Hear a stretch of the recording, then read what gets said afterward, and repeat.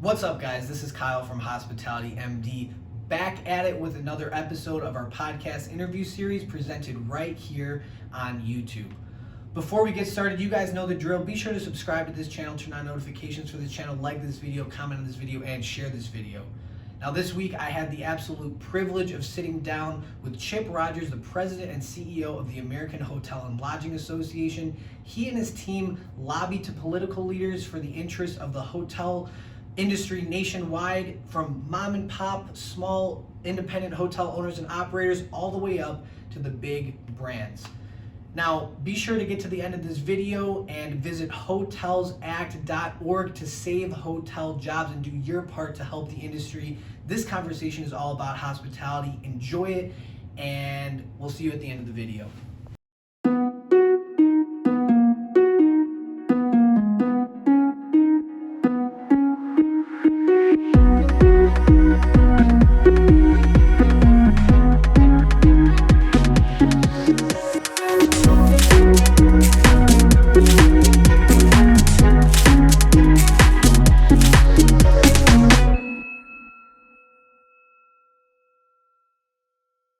Hello, Hospitality MD listeners, and welcome back to another episode. It is my absolute joy and pleasure to welcome to the show for the first time Chip Rogers, president of the American Hotel and Lodging Association. Chip, thank you so much for being on the show. How are you doing today? Kyle, I am doing great, and thank you for having me. It is scorching hot here in Washington, D.C., but nonetheless, things are starting to come back to life, and so that's a good sign. And I'm just glad to be with you today. Absolutely, yeah. It's hot in Tampa, Florida, as well. Very, very hot. So Chip, you're the president of the AHLA. But for those who may be listening, who are new to the industry or still trying to figure everything out, can you just tell us what that is and what exactly you do? What is your job? I ask myself that every single day. Let me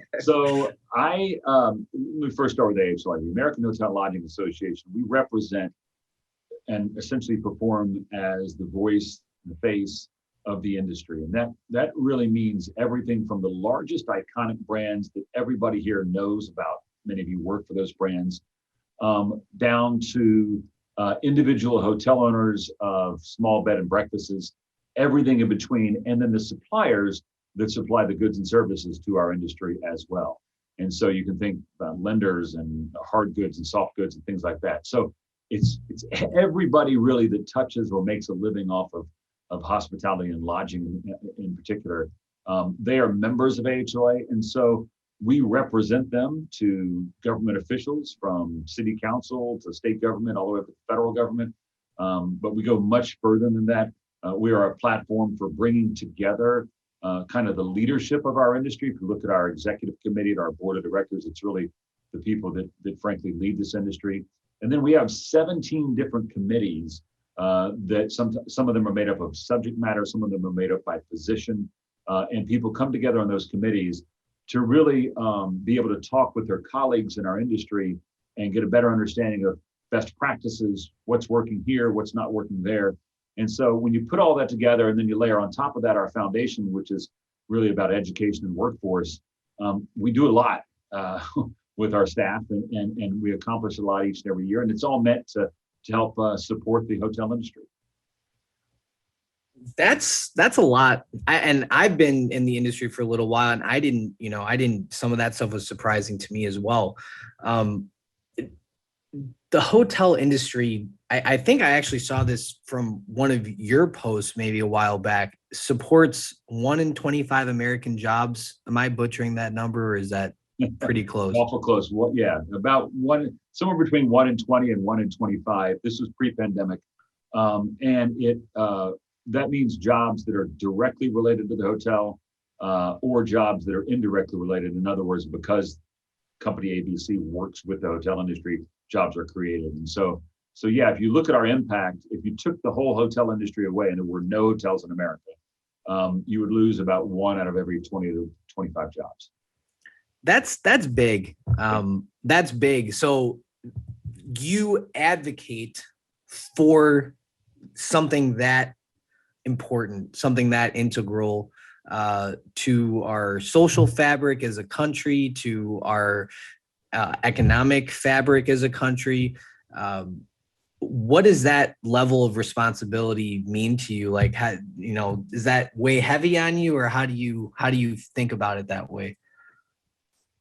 That's a great question. I don't know that it weighs heavily, but I fully understand the importance of it. And I think this last year and a half, now going on almost 2 years, has really highlighted the importance in a way that maybe all of us in the industry didn't fully recognize. I myself travel a lot. And so sometimes even I get caught up in, okay, I fly somewhere, I go to an event, meeting, whatever, I stay at a hotel, I leave the next morning and I fly somewhere else. I mean, that is a fairly routine exercise for me.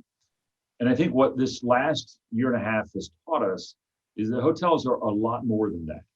They really are a central focal point for the memories that we create in our lives. Think about all the things that you have done, whether it be a vacation that you've gone on, a honeymoon, a wedding reception itself, a birthday, a family get together, graduation. So many of these events circle around hotels. Going to just regular meetings, even if it's just business meetings, your local community meetings, if you're in the Optimist Club or the Rotary Club, oftentimes they're held at hotels. And so you think about all that and you quickly realize, wow, these hotels play an important part in our life, the memories that we make, the renewal of the friendships. And I think we probably underestimated that until the last year and a half when it was taken away from us. And everyone says, I kind of like to go back to a hotel. Yes, definitely. And great point. I think we've taken it for granted. Maybe we miss it, and how easy it is for us to then yet again take it for granted. I think certainly we're nowhere near recovered as an industry. However, as leisure travel comes back, and hopefully it continues, even though we're kind of waning into the summer, which I'm sure we can talk about. But as we've done this and people have started to travel again, I think we've also seen, at least from the hotel operators, myself included, maybe a feeling that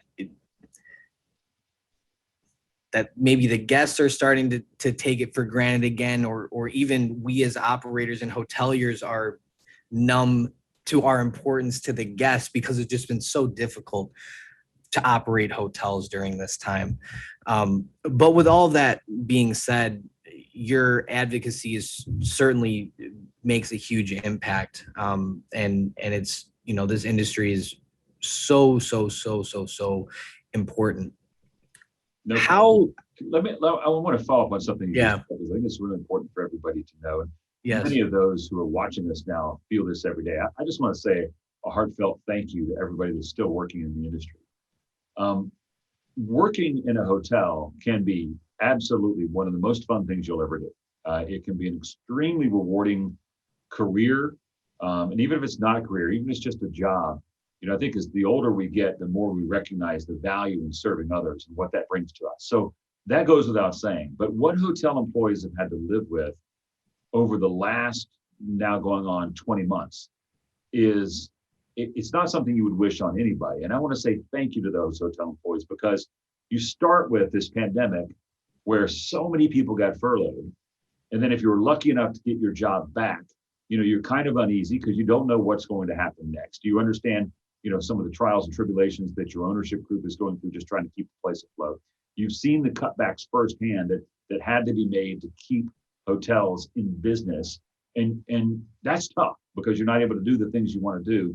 And then the summer hits and you just get flooded with guests, and there are not enough personnel, and you're having to do twice the work, having to do all sorts of jobs that you may not have had to do in the past, things that maybe you weren't even trained to do to begin with. And yet so many of you have stuck it out. I mean, the hotel workers that I know, people in our industry, you truly are heroes. I mean, you do an amazing job during extremely difficult times. And then we all have this sense that people are coming back to go on vacations, to see loved ones because they've been cooped up for so long. And you want to make that special for everybody. You really want to. And yet you're trying to do that in a very challenging environment where you just don't have enough people working alongside of you. So I just want to say thanks to all the hotel employees, because it means a lot to me. I stay in a lot of hotels, and I remind my friends all the time that the people that are actually there working deserve our respect. They deserve our admiration for what they have been doing, what they continue to do, and the fact of sticking it out. Because I know that there's a lot of other jobs out there that are hiring right now, and folks that are staying in hospitality really deserve a lot of recognition and kudos from us.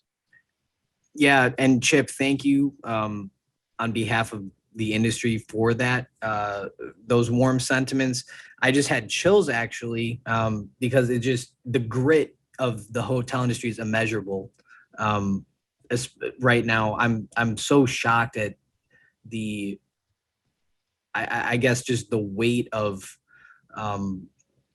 what people are not only willing to withstand and to tolerate, but take with grace and still with the intention of serving the guests. And earlier, I had said, and as you kind of followed up with, the guests aren't always so happy right now because of everything going on, right?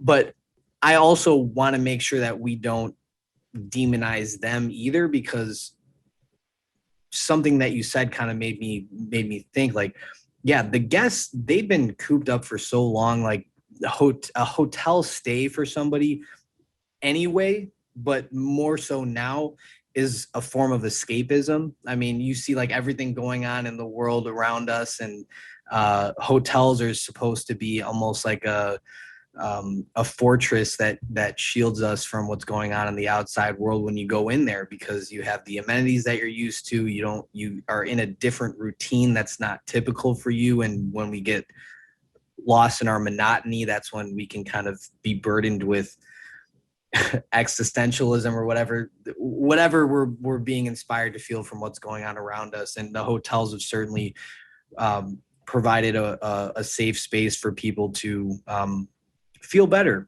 and like you said, make memories with people. And so if they're unhappy, I think we need to also understand it's not personal. It's mostly just maybe a disappointment because through no fault of the hotel employees, maybe the escape that they were hoping for didn't pan out completely. But Chip, I wanted to ask you a question. Have you worked in a hotel before? I'm just curious. I know you've had some time spent in government, and you were with AHLA as well. Have you worked in a hotel? I have not. I've done many back of the house tours and leave those amazed at, as you mentioned, the dedication, the work that people put into serving others, and it's certainly inspirational. But I have had I went to school for engineering, and so my career, you're a long ways away from that, huh? A long ways away from that. So my career took a number of different paths, including a career in broadcasting for many years, and so. Haven't got around to working inside of a hotel, but hopefully I've got many more years to live, and I'd like to keep doing this job for a while. But if I ever leave this one, it's certainly something I'm willing to look at. So this explains why you've got your studio set up. You're great on camera, great with the media. You've already done the broadcasting thing. So this has got to be second nature for you, and it shows. Well, it's interesting you say that, Kyle, because when we first started doing some of these, I just had my little laptop I had set up there, and just the standard fluorescent lights above me, and no microphone, no audio quality. And I quickly realized probably going to be doing quite a few of these. So we ended up getting the lights and the backdrop and a more appropriate camera, because you end up, at least during the pandemic, doing a lot of what we're doing right now, and that is communicating in a digital manner, which is what people have grown accustomed to. And I think that's great. There's certainly a place for it. It will never replace one-on-one meetings. If you and I were sitting across from each other at the desk, just almost by definition, it would be better than trying to do it in a virtual sense. But this Agreed. is the way we do it now, and it'll be with us, and we'll continue to do things like this. But I'm just happy to have the opportunity to be able to communicate to your audience at least the perspective of what we're doing here at HLA. Yeah, definitely. And Chip, the reason I asked if you'd ever worked in a hotel was because the skills that you might get in a hotel, I feel like, given what we've learned just now about AHLA, may not even be like appropriate. Your set of skills, like advocating on a government level, and it's such a high kind of macro level for the hotel industry, is almost, it's still the hotel industry, but it's a completely different set of skills, completely different job. So I'll ask you how exactly that fell into your lap, but I want to know this too, is, again, seeing that you didn't work in a hotel, so maybe you never had that enunciation moment into the industry by, yeah, I worked the front desk and I really, really love the industry. So how have you come to love the hotel industry as you've never worked in a hotel? How has that relationship been for you? Because I'm sure that love for you maybe is different than how maybe I've come to love the industry, or maybe how one of our listeners has come to love it. It really is the people. I know that sounds somewhat simplistic and probably an answer that a lot of people give, but I will tell you that working in a number of different careers, including government, that the people in the hospitality industry, you can only be successful in this industry long-term if you're willing to serve others. And I know I've mentioned that a few times during this conversation, but it is that willingness to serve others that is a kind of almost a different viewpoint on how you view your role in society and what you are doing with your life. And it permeates this industry. It's not just a few people here and there. It is commonplace that the type of person you're going to meet in hospitality is someone who gains value in their work life by doing something to help somebody else feel better, right? And that's pretty special. And to then come into an industry, like I said, that's surrounded or made up of people that have that mindset is fairly unique. I don't know of a lot of other industries like that, maybe healthcare, but hospitality is in, from hotels to restaurants, is really at its core taking care of other people. And it's not hard to fall in love with an industry that's focus is doing exactly that. So while I didn't start here, I'm hoping to end up here in this industry and just play whatever role I can play in furthering what we do specifically in the hotel industry, to be able to provide that service where the memories can be made, the friendships can be renewed, and what hotels mean in our daily life. I think that's a great answer, because if you were to ask me the same question, I would have probably said the exact same thing. And coming from two completely different backgrounds, we can both, share the same great sentiments about, our beloved industry at the end of the day. So government, I got to be careful how I say this question, because you mentioned hospitality is and the hotel industry is one of those industries where the core is being able to serve other people and make somebody's lives better. Would you say that government is also the same, maybe at least by design? No, actually, I wouldn't. I think there are people that work in government. There are people that go into public service that absolutely do it for the right reasons. They have a servant's heart and they want to be part of helping other people. There's no question about that. But as a general rule, because the government is never exposed to market forces, they can get away with providing just horrendous service because you have nowhere else to go. For example, my youngest daughter just went through the process of getting her driver's license last week. And I know everyone listening to me is probably from, you could probably count all 50 states, but I would imagine one thing that's similar, that is going to whatever your Department of Driver Services or your DMV or whatever in your state is probably not the most pleasurable experience. And it's because nobody else can perform that task. It is relegated specifically to government, and they don't care if you're happy or not. They don't care if they service you or not. At 5 o'clock, if there's still people waiting to get their license, they're going to close that door and they're going to go on. That's because they're not subjected to market forces, which at some point require you to meet the demands of the consumer. Now, the beautiful thing about our industry, it attracts people that want to meet the demands of the consumer. That is not the same way in government. And so I've seen it on both sides. But even beyond that, just dealing with what is commonly referred to as the bureaucracy, their primary goal in many cases is not to provide a product or service that people want or people need, but rather to protect their own jobs, their own department, their own funding for their organization. And it just doesn't produce a lot of happy customers. I mean, there just aren't a lot of people that walk away from engagement with a government service and say to themselves, wow, that was wonderful. and Right. And right. it's just different. Yeah, definitely very different. But you found yourself in that role, right? You were a state senator in Georgia, and even in your role now, working very closely with government. So what does that look like for you now, in terms of your interactions with the government, and how your previous experience in government has prepared you for this? Well, fortunately, in the process of, I'm going to use a term here that I'll explain, lobbying, which some people think is a bad thing. I actually consider it a very noble thing, because you are representing, in our case, an industry, but you could be representing your own self, your own self-interest, what your ideas are. You could be lobbying on behalf of protecting animals. There's all sorts of things. So it's not a bad thing. In fact, the founders put it in the First Amendment with the right to address your government. So it's always been part of America to be able to go to your government and tell them what you need from them.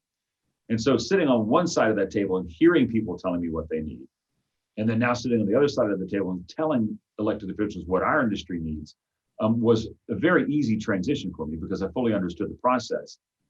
But then knowing who I get to represent, and that's the hotel industry, it makes it even easier, because at least within our association, we have lots of lobbyists that work for us. We can know that we're doing something for the right reason, to help out our industry and to provide, again, what I've talked about a few times, and that is the hotels that matter in our lives. And so, I go home at night knowing that I'm working for a wonderful industry, knowing what it means to work with elected officials to both protect and promote our industry, and realizing what the result of that could possibly be. So a common misconception that the public has is that every hotel they go to, the brand that's on the door is funneling millions of dollars into that business. They own and operate that hotel. And it's just all one giant money everywhere. It's just a big corporation. Is that same misconception in the government as well? Do you have to educate the government that, hey, these are small business owners?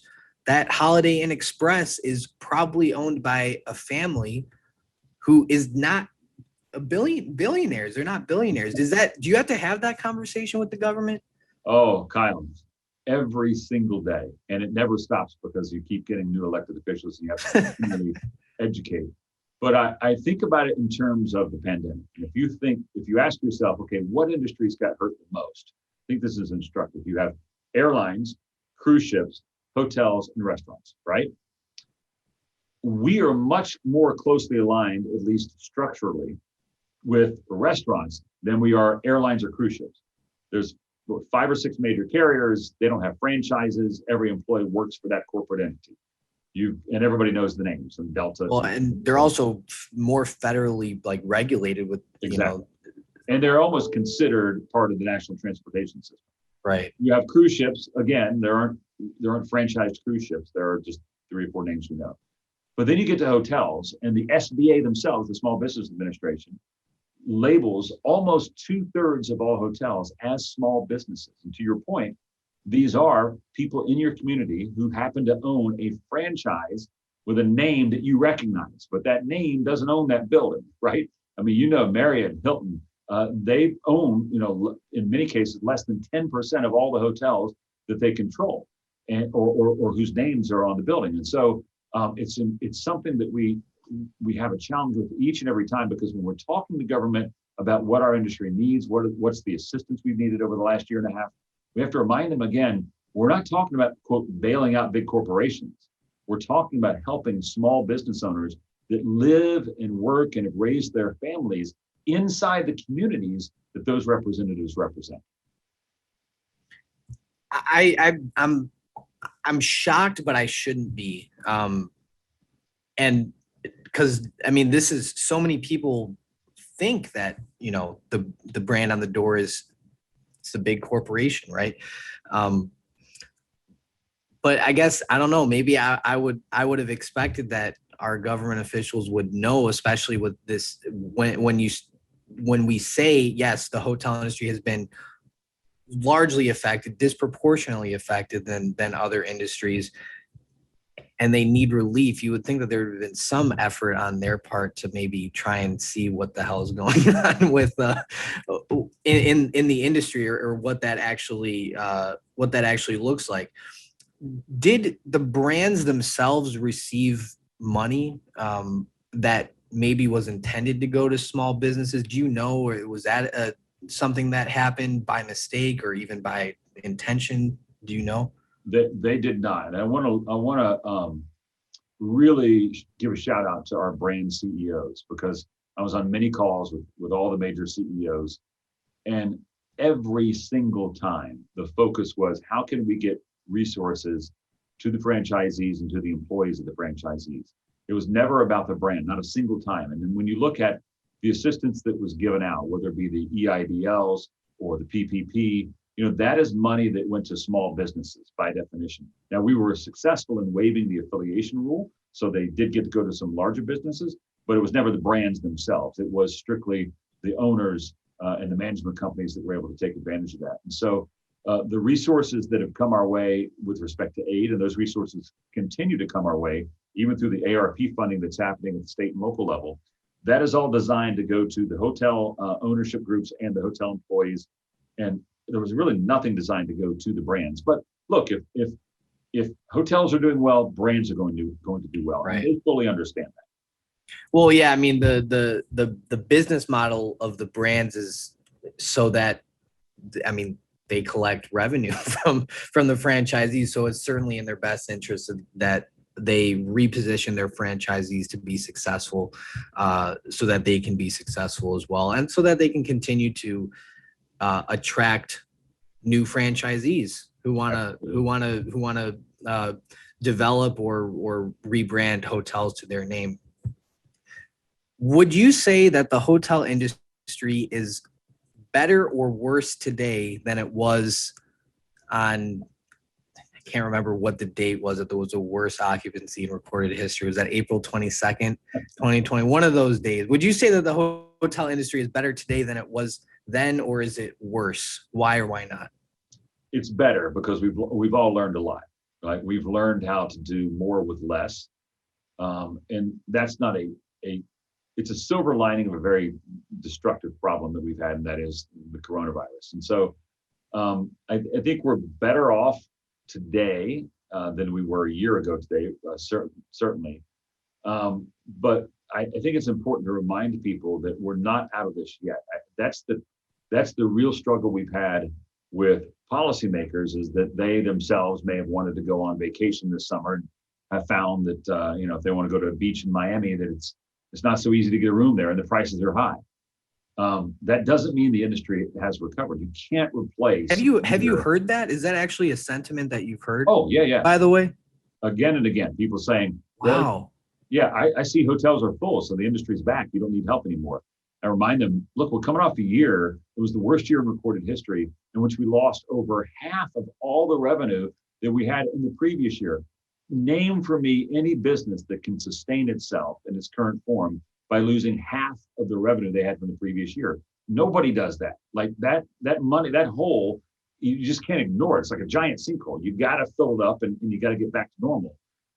And so it is a struggle reminding folks that just because summer leisure travel is doing well, that the industry is not back yet. Because as I mentioned earlier, we're not seeing business travel. We're not seeing meetings and events and conferences at the level that they were in 2019. And in fact, we probably won't see that until the end of 2023.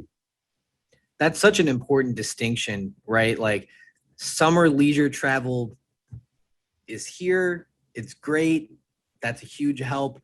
But that's not even like the meat and potatoes of what we need to be sustainable and to be successful in the long term.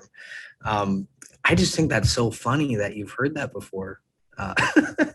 Well, and you know, because it's what, again, like the education, just, I mean, you probably are like, you know, you're just not wasting your breath, but you're probably shouting at the top of your lungs the same things over and over again, right? Trying to get it to stick. you know, and it's interesting too, because people don't understand, they intuitively, they understand what it means to stay in a hotel. I'm not sure they understand the jobs that are necessary to give them the services at that hotel. And what I remind people again and again is that, you know, the vast majority of job losses have happened in the urban city centers, and they've been in full service hotels, particularly those hotels in and around convention centers. And it's because, think about your hotel experience if you're going to a large conference. If I'm going on vacation to a hotel, I'm probably not going to eat in the hotel. I go to the hotel, I'm going to go out to dinner somewhere and eat there. If I'm going to a conference, myself and the hundreds of others that were with me at the conference, we're going to eat at the hotel. The number of jobs that are required to provide that meal or those meals is significant. Those are the people that have not been able to get their jobs back because all those conferences have shut down. And that's a lot of jobs. And so when we think about what the hotel industry provides us, it's not simply a place to go to sleep at night. There's a lot more to that. And leisure travel requires a distinctively different type of employee mix than when you have leisure combined with business and conference and conventions. Yeah, that's a great point. And you know, even to kind of echo what you said earlier, you know, with the primary hotels hurting being those urban city center hotels and convention center hotels. These hotels are really a lot of the times a helping hand out of poverty for so many people in that local community, for the employees. When you have somebody who, you know, maybe English is a second language, or they don't have very much education or previous work experience, they can get a job at a hotel, whether even more so if it's a union box, where they're making good money with benefits and they can support their families, and it really will help people come out of poverty. And that's so freaking important for cities, for families, for the community as a whole. And like you kind of mentioned at the top of the program, like, we can't give up fighting for that or wanting that to occur, because if the hotels aren't successful, these, if anything, right now, especially with the rise of you know, just technology and just the way the world is in 2021, lower skill set, lower education jobs that pay decently well are declining, not increasing. So what are people going to do, right? It's tough for me to wrap my head around it, because I don't want anybody to be in a bad situation. I don't know. What do you think about that? Yeah, it's what I like so much about our industry, and beyond what we've talked about already about being able to serve other people. It's the opportunity that exists for anybody, really, from any background. You know, if you are willing to work hard and you have a good attitude, you know, there's always going to be bumps in the road. It's never going to be perfect, but the opportunity is there to do quite well in our industry. And as you mentioned, Kyle, it's many times it's a first job opportunity that teaches you those skills that will serve you quite well when you move on to other industries. In fact, there was a great study one time that showed that over 40% of the American workforce had some experience working in the hospitality sector. That includes restaurants or amusement parks or hotels, but something where they were serving other people. And it was easily understood that the traits and skills and the work ethic that you find in our industry easily translates to so many other industries to make you successful. Wow, that gave me chills. That's a crazy statistic. I don't think you would hear that about anything else, any other industry. Yeah. I don't think I mean, you know, 40% of people didn't work manufacturing cars, or 40% of the people didn't work in financial services. But hospitality, being as large as it is, just has a way of drawing people in, sometimes for their first job, giving them a set of tools that they can use elsewhere and sending them on their way. And we would love people to make a career in hospitality, but if you don't, you've still got that skill set that will help you in other places. Speaking of careers in hospitality, I've been thinking about something lately, and I'm wondering what your thoughts are on it. We do have a labor crisis, if you will, in terms of hiring. A lot of hotels find themselves understaffed. But one thing that I've been thinking about and realizing is I think there's a certain level of the being understaffed that is a result of people not wanting to come back to work potentially, or people have left the industry. People are doing things like Uber Eats and DoorDash and stuff to help support their families that don't require the same rigor as hospitality in terms of scheduling. And but I also think that there may be a labor model issue where maybe there are people who want to come back to work, but the ownership of the hotels just isn't ready to bring those positions back or to staff with a labor model that isn't as lean as they want it to be. Have you noticed this, seen this? Do you have any comments on that or thoughts? It is a multi-dimensional challenge. But to your point, think about many of your full service hotels. They recognize, I've talked to thousands of owners of full service hotels, and most often, not always, but most often, the food services are not a profit driver. And so if you, and yet you have a lot of people that work in food services inside of a hotel. And so if you are struggling to reopen, you want to do the basic thing first, which is I'm going to offer a hotel room to somebody who wants to rent a hotel room. Right, for 70, 80% profit. Exactly. And so you would push off the things that are not quite as profitable, like food services, restaurants, and food and beverage. And so I think we're seeing some of that. And that's to your point, that maybe hotels are looking at this saying, do I really need to offer all these things over here? They were amenities that were niceties, but at a time where I'm struggling just to keep the business afloat, I better focus on the thing that I do well. You have that on one side. The second part of that is the labor struggle. It's intense right now. It's the worst I've ever seen. Some of that is that all industries are hiring right now. In the past, we've had, times where our industry is hiring, but other industries may not be. Right now, it's across the board. I mean, we're in one of those very rare instances where there are more jobs available than there are people looking for work. That doesn't happen much in American history. And then you've got the rise of the Amazon warehouses and Starbucks and things like that are just snapping at people as quickly as they possibly can. And so there's that happening. But I think, again, going back to my silver lining suggestion earlier on, when there is this much demand for labor, hotels and really any employer needs to start looking at that labor and doing a better job of determining what does that person need to come work with me and make this a career. I think in the past, hotels, like any industry, were somewhat guilty of saying, we'll just put out their wages and some benefits, and here we go, we'll get people showing up at our doorstep. Well, it's not that easy anymore. And so people are trying to find out different things that they can do to meet the demands of the person who's looking for the job or who may want that job. That's not a bad thing, because I believe it helps transform our industry. And I believe it gives us an opportunity to figure out how do we hold on to the folks in our industry that we already have. One of the biggest challenges we're facing right now, beyond just finding people to work in the industry, is keeping people in the industry. And if we were to solve that problem, then the second problem of finding people is actually somewhat less important. Still important, don't get me wrong, but keeping the good people with you in your industry, in your hotel, should be the number one goal of employers right now. That's actually and I feel like we all should have thought about this. Maybe you all have who's listening. Maybe I just haven't. But you're right.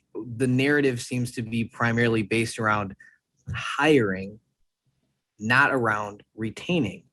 And I've spoken to many friends who've left the industry for good, unfortunately, and some great people who have made a lot of impacts on guests and team members who would be great assets to any hotel who are no longer interested in working in the industry, which is certainly saddening. But however, as much as I love the industry, I can certainly relate and empathize with why somebody may not want to be in the industry right now. So I think you're right. If we can't even keep the people who are currently in the industry happy or wanting to stay, or have some sort of tenure at your hotel, because tenure also, I think, helps you be more profitable when you have people who are doing jobs and they build muscle memory. Like a housekeeper, they're going to clean faster and they're going to clean better. Or a line cook is going to be better after they've had some tenure under their belt in that position. So it helps everybody. It helps owners. It helps people have security. But if we can't even do that, then how can we expect a pipeline? Like, I don't know, do you think that we're going to see impacts of this like a generation from now, I guess, like maybe, 10 years? Like what happens when everybody retires, who stays and nobody else shows back up to do this? Do you think that's a concern at all? I am confident that we will remake the industry in a way that addresses this problem. Will it always be somewhat of a challenge? Absolutely. But there's too many smart people in our industry to just say, well, we don't know what to do about that. We will figure it out. But it does start with creating the understanding among young people about the opportunities that exist in the hospitality industry. But part of it, I've come to the conclusion, is just the maturation process of human beings. When we're young, we want everything for ourselves. We want people to do stuff for ourselves. It's all about us. As we grow older, it's more about what can I give to somebody else? How can I serve somebody else? And the hospitality industry by design is meant to give and to serve. And so I think it does take a while. So if I'm going to an 18-year-old saying, hey, come into the hospitality industry because you're going to have a lifetime of being able to serve other people, that may not be encouraging to them. That might not be the promotion that I want to give them that convinces them to enter our industry. But if you take the flexibility, the earning opportunities, the ability to move your career at a pace that you might not be able to do in other industries, and you can convince them of that, and then they get into the industry over time, they will start to begin to feel the self-satisfaction of being in an industry that serves others. And so I think if you can get the right people in and show them the way, it will take care of itself. But we do a very poor job of that right now. That's interesting. And I really appreciated that sentiment. I started out in the industry at 17. I'm 24 now, and I still love serving others. That was actually one of the biggest drawing points for me. But I certainly can agree with you that maybe it's not the best marketing scheme to somebody, because on a widespread basis, like, and again, it's just when people aren't mature, maybe it's just not a part of their nature to say, hey, how would you like to sacrifice your nights, your weekends, your time to be young and free when you could be out on a Saturday night to come in and make sure that other people have a good time? And you might get yelled at in the process. Yes. It's not a good marketing scheme. Like, I'll be honest with you, it's really not, it's not a good pitch. But you're right. We do have so many smart people in this industry, and I think we'll find a way to make it work. And I think maybe one of those things would just be as simple as just rotating weekends for staff members, instead of, because the narrative for so long and the rhetoric has been, no, you work every weekend. It is what it is. If you're not happy, find somewhere else to work. And now everybody found somewhere else to work. So you can't afford to do that. You can't have that viewpoint of how you treat employees anymore. It just doesn't work. Definitely not effective. And we're seeing that now. But like you said, we've got a lot of smart people who can figure it out. And certainly you are one of them. Your insights have been awesome. I really, really enjoyed our conversation. It seems like you have hope for the industry, hope for the future. It seems like the future is bright. But before we let you go, I want to figure out what Hotelsackorg is. I want to figure out how our audience can get involved in AHLA, where they can connect with you, all that stuff. So yeah, anytime you see a step and repeat behind somebody with a message on it, that means that message must mean a lot to that person. They're going to create one of these to put behind them. So Hotelsackorg is our grassroots tool that we use to communicate to elected officials. And the most important thing when you're communicating to an elected official is to have a very clear ask, right? That is not diluted. It's not 6 different issues, and it needs to be unifying to the industry. And so what we do with Hotelsackorg is ask everybody in our industry to sign up for this. Now, it's free. It takes about 90 seconds to do it. It's very simple. And once you have signed up for it, what we do is we pre-populate a message that we want to send to elected officials. Let's say we want to send something to Congress. We would then ask everybody who's part of Hotelsackorg to simply review the message that we have pre-populated, what we've created, and you just click yes, and it sends it to your member of Congress from you. That way we're speaking with one simple, easy to understand voice. The members of Congress get the message and they fully understand that it's coming from the hotel industry, but it's coming from people that are in their district. So they're much more likely to listen to them and pay attention to their message. And so we ask everybody in the industry to sign up for this. Again, free and simple, can't get any better than that. And it really does help our industry quite a bit. Was this your idea? This is really smart stuff. Talk about smart people in the industry. This is good. I can't take full credit for it. Before I got here, we had Hotels Act, but I will say this.